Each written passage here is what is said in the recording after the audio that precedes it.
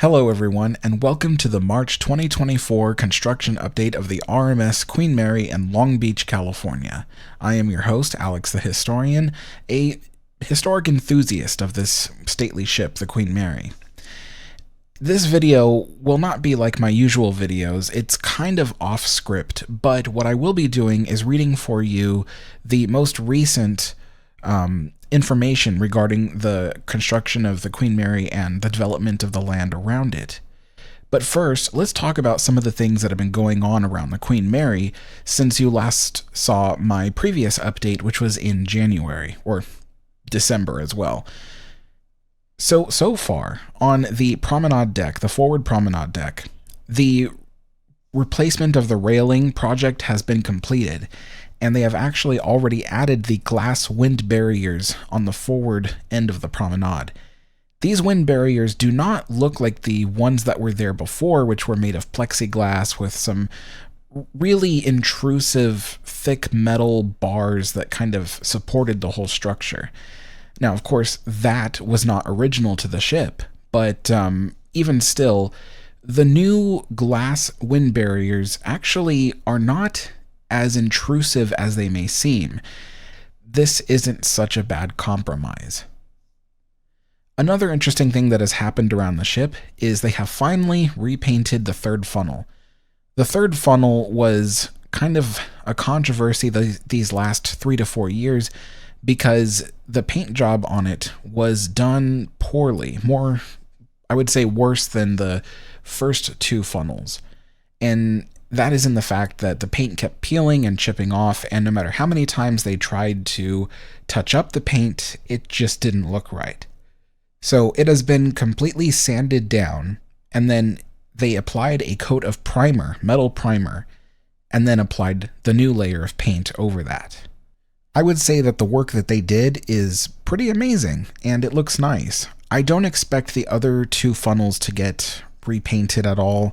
It did cost around $450,000 or $470,000 to do that paint project just for that funnel. So just keep that in mind. Now let's get into some interesting information that was just released today about the current status of the Queen Mary and the future of the ship. Alright, so now I'm going to read from this document here, and the first thing I'm going to read is from the general manager of the ship, Steve Coloca. The Queen Mary is thriving once again. We are humbled that guests from all over the world are visiting the ship daily.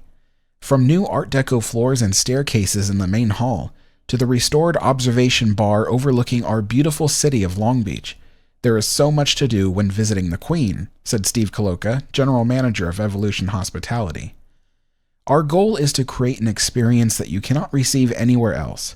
Our historic overnight stateroom cabins are comfortable and unique, and makes you feel as if you were relaxing on your way across the Atlantic from Southampton to New York. Our tour guides are super friendly and really create the experience through their knowledge of the history of the ship. It goes without saying, the Queen Mary's brightest days are ahead of her. That indeed. Let me read from the next paragraph talking about the financial forecast of the ship.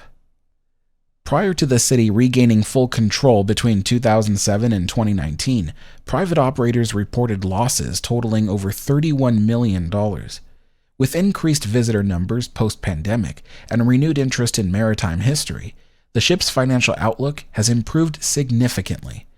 The Queen Mary's financial outlook for the 2024 fiscal year is optimistic, with an anticipated end of the year's earnings of approximately $3.6 million from hotel, attractions, and even special events activities, and approximately $4 million generated from the Carnival Dome and associated parking garage revenues. That means that they're charging rent to Carnival Cruise Terminal and its parking garage. This forecast takes into consideration continued expenses that support the phased reopening and expansion of the ship, and projects even stronger earnings in the subsequent years ahead. While there was little to no revenue for much of the city's 2023 fiscal year, October 2022 through September 2023, as a result of the significant expenses associated with the ship's reopening towards the end of the 2023 fiscal year, Revenue quickly increased and has resulted in net positive monthly earnings since, averaging $300,000 per month. From an opening perspective, the Queen Mary can now support operating expenses with regular operating revenue. All generated revenue is being invested back into the ship and its vicinity. Approximately $45 million was utilized for reopening costs to ensure the ship's structural safety and integrity, onboard preservation and restoration projects, and guest amenities and attractions, among other projects. Most of the $45 million was supported by revenue generated from the Queen Mary or its related subleases, which are also now under direct city control, or from the creation of new revenue opportunities. The $23 million made available in 2017 came from an existing Queen Mary Reserve Fund and bond issue that was supported by the Queen Mary's Carnival sublease, which is funded primarily by passenger fee charges. Another critical backbone supporting reopening expenses was the city's 2023 partnership with the Port of Long Beach, announced last spring, which provided a $12 million advance to help fund reopening efforts while also enhancing port services. Funding also came from Tidelands funds. City and Evolution Hospitality staff continue to identify ways to expand and enhance the Queen Mary guest experience. Since the June 2023 reopening, hotel capacity has expanded from 100 to 200 guest rooms and has undergone several operational improvements such as plumbing, electrical, and fire life safety systems. The Queen Mary Hotel now includes a new pricing model that offers lower off-peak pricing, and the addition of community days for Long Beach residents offers the opportunity for locals to board the ship free of charge. These efforts are to increase equitable accessibility for all interested in visiting the ship. Onboard activities humbly returned last June with just 3 offerings and has since grown to 22 guest tours and experiences, including a newly launched Aidan Sinclair experience and seance room to meet the demand of paranormal experiences and the return of Sunday brunch. Tours, exhibits, and other experiential offerings continue with the newly opened observation bar game room, the addition of the Piccadilly Candy Shop, and the forthcoming return of the popular venues and activities like Sir Winston's Restaurant and Lounge, and activating additional tours and experiences. Now, I know a lot of folks will probably say it's not necessary to do all these haunted tours and things for the ship. You know, there's a lot of people who don't believe in ghosts. There's also a lot of people like me who think that the whole haunted aspect of the ship is actually detrimental to the longevity of the ship. And it also is kind of like a stain on the legacy of this amazing ship. You know, she's been through World War II, she's been through all kinds of stuff, and she's lasted for, 8 decades. The ship doesn't need this whole haunted tour thing, but we also cannot deny that it makes the ship a lot of money, and money is what they desperately need for restorations. So, unfortunately, that's something we have to deal with for the time being. So now I'm going to read from the next section. Upcoming preservation, refurbishment, and expansion projects. The city continues to identify projects that address the ship's preservation, refurbishment, maintenance, and expansion. There are several projects planned for 2024, including hotel room renovations and repairs, elevator upgrades, HVAC controls, that's the ventilation, heating, ventilation, and air conditioning, HVAC, and repainting of the third smokestack, which has already been completed. An expansive section of the sun deck, a popular location for special events and weddings, will be extensively renovated and repaired this year. Sorry, they have a typo here. It will be extensively renovated and repaired this year, which is expected to increase revenue generation immediately upon completion.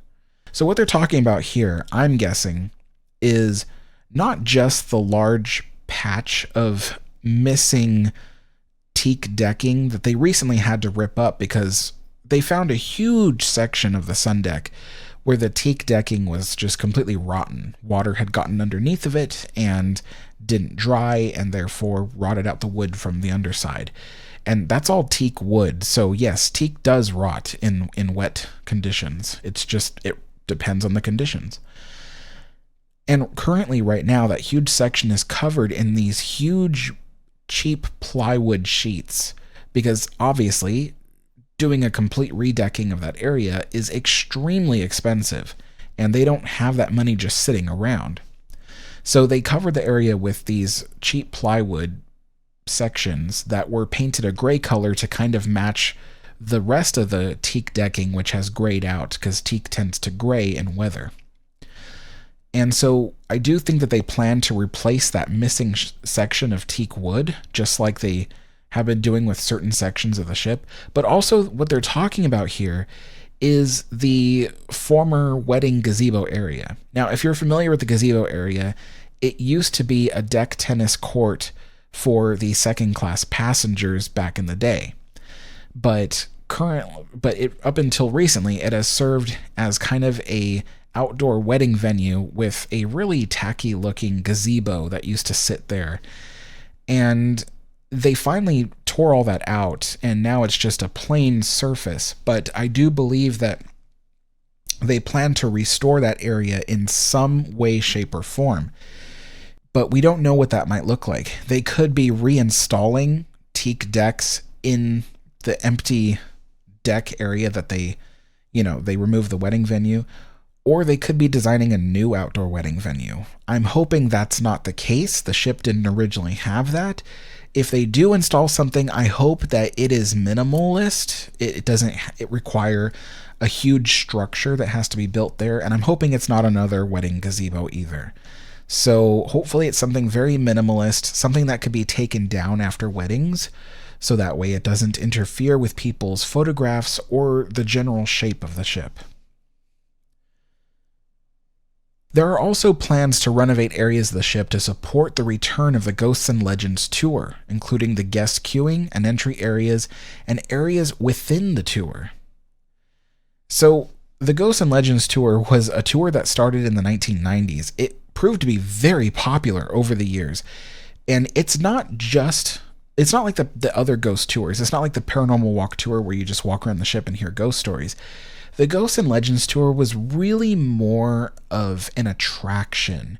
You went through these rooms and spaces on the ship that had special effects designed into them. So when they told you ghost stories, the rooms and areas kind of were extra creepy and came to life with special effects. Key areas among that would be like the first class swimming pool on our deck. That was a major stop on the tour.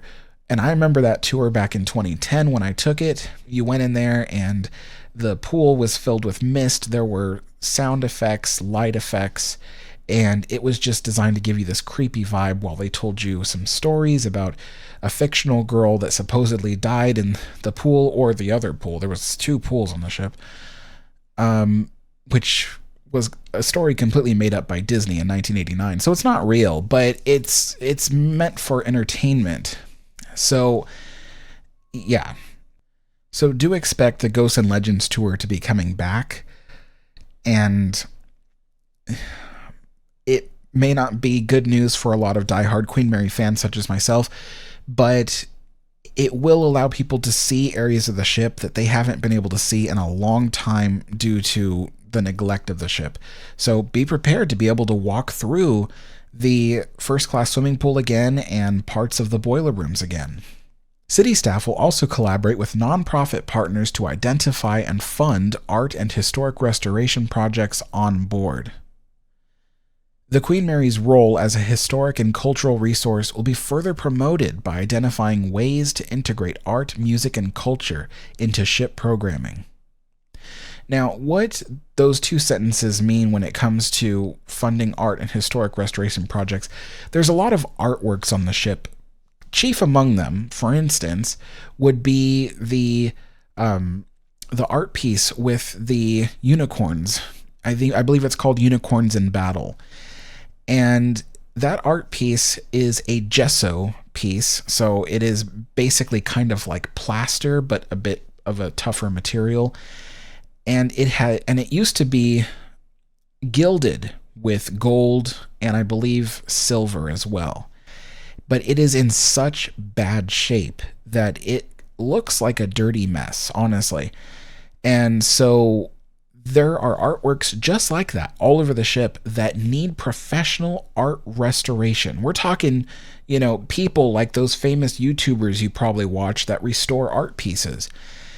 And so, in order to afford that, it looks like the city will be collaborating with nonprofit partners in order to generate the money needed to pay for such restoration projects, which is a good thing because up until basically now, the ship has never partnered with nonprofits for raising money for restoration projects like this. So this would be a very good thing. So, plans for future development. This is where things get really interesting. The City Council has provided structure and resources to best position the Queen Mary for long-term success to leverage the adjacent property, totaling approximately 43 acres of undeveloped and open recreation space, into a world-class entertainment and mixed-use development venue. The return of live music, special events, and music festivals at the Queen Mary and adjacent Harry Bridges Memorial Park has further highlighted the importance of live music and entertainment to the future success of the ship. This waterfront space, with expansive views of the Long Beach shoreline and downtown, collectively represents one of the city's most unique future development opportunities. Now, from what it sounds like, the city is still very much up for developing that 43 acres of land sitting right next to the ship. That's what makes the Queen Mary so unique, is that the Queen Mary sits on the land she owns. I mean, granted, she's floating in the water, but that is the land around her. That is hers. Now, the SS United States, people often ask about that. Unfortunately, that ship doesn't have that same kind of thing. It doesn't have land of its own. It costs a lot of money to pay for docking fees and such. Queen Mary doesn't have to pay docking fees. Again, she's sitting on the land she owns. So being able to utilize that land around the Queen Mary, develop it, will also help generate revenue for restoring the ship itself. Automated parking improvements were recently installed, which are already paying dividends and will enhance the guest experience for Queen Mary and Carnival guests.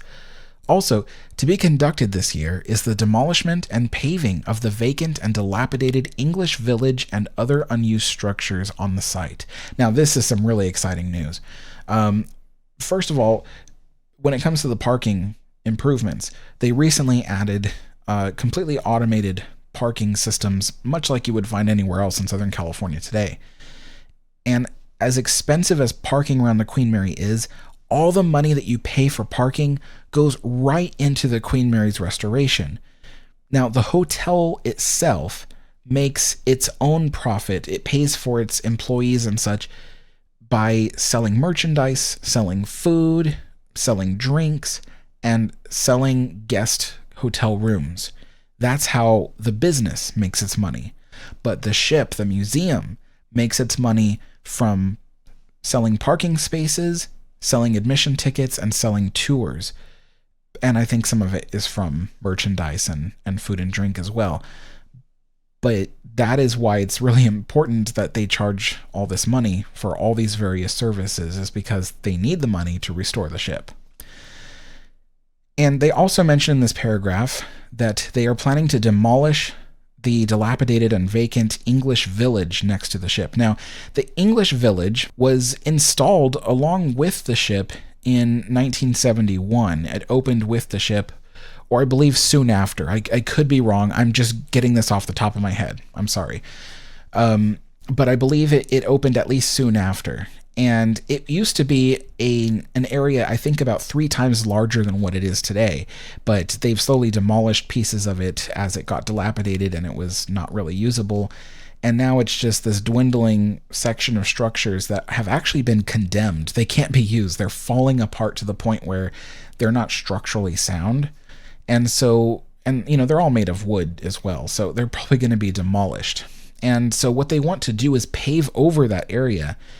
City staff are in the process of developing plans for a temporary amphitheater with the goal of providing a temporary, unique waterfront concert venue to meet the current demand of concert promoters in the region. They want to stimulate the tourist economy and provide additional revenue generation. So what we do know is that the city earlier this year has made it known that they want to build a permanent venue. I believe they want to do a venue that does 15 to 20,000 seats. They want to do a concert venue. And they were thinking about building it on the Harry Bridges Memorial Park, which is just right next to the Queen Mary.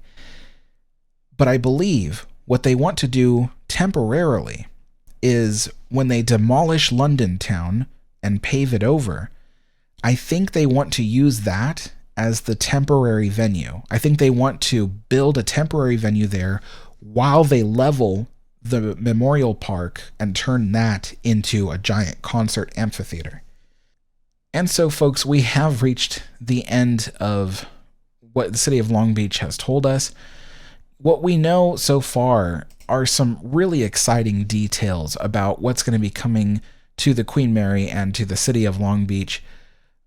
You know, there have been calls for people saying they should move the Queen Mary to the other side of the harbor where downtown is to get more foot traffic. Foot traffic is not what you want for Queen Mary. She's a really historic museum. Everything you walk around the ship, everything you touch, you don't want just regular foot traffic. You want people who are specifically going there to see the ship.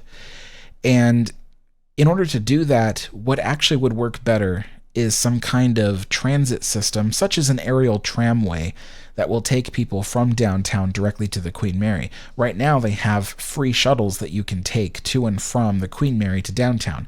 So there's really no excuse for saying, oh, well, I'm on the downtown side and I can't get to Queen Mary. There are free shuttles that take you there. But in the future, I do believe the city has been considering an aerial tramway that will do that job, as well as development of the land around the ship. So there's a lot of exciting things happening for the Queen Mary. As you heard, the finances are in the black. You know, the ship's earning a lot of money. It still needs to earn much more money, but everything is going very well so far. There's no reason why the Queen Mary couldn't be a successful business. I know there's a lot of people who've seen decades of the ship just foundering where it's at. But the thing is that there really is no reason why the ship can't be a successful business. If you can run a historic hotel, there's historic hotels all over the country. If you can run a historic hotel, you can run the Queen Mary. Sure, it's expensive, but so are historic hotels made entirely of wood. And especially ones that are located right along the beach, for instance, like Hotel del Coronado, which is a entirely wood structure located right along the beach where the salt water is constantly affecting the building. The sea spray air is constantly affecting the building, just as it's affecting the Queen Mary steel. So the thing is that as long as you maintain something, it can stay, it can last. And we know from the success of the QE2 Dubai Hotel, the success of the SS Rotterdam, that you can operate a ocean liner hotel and it can be a success. And in fact, the people in charge of the Queen Mary right now, Evolution Hospitality, General Manager Steve Coloca, the city of Long Beach, they have proven that they have the capabilities and the know-how to make the ship a success, because it's been a success for the last year so far. And that's with their full control. Before that, they didn't have full control over the ship. So things are looking on the up and up, and finally the ship is starting to be able to prove to naysayers that it can happen. It is possible. There's no reason for the ship to be demolished. There's no reason to get rid of it, especially if it's a revenue generator, and if it's historic and can teach people new things, especially about the past and about our history and where we come from. And of course, not only that, but World War II as well. The ship was majorly involved in that. So anyway, folks, if you want to learn more about the Queen Mary, you can visit my website, RMSQM Wiki. The link is in the description below. Or you can also go to my channel and learn more about the Queen Mary through the various videos that I make. You can even see my most recent narrated tour video of the Queen Mary, which is on the main page of my channel. Anyway, folks, thank you all for watching, and I will see you all next time. Bye-bye.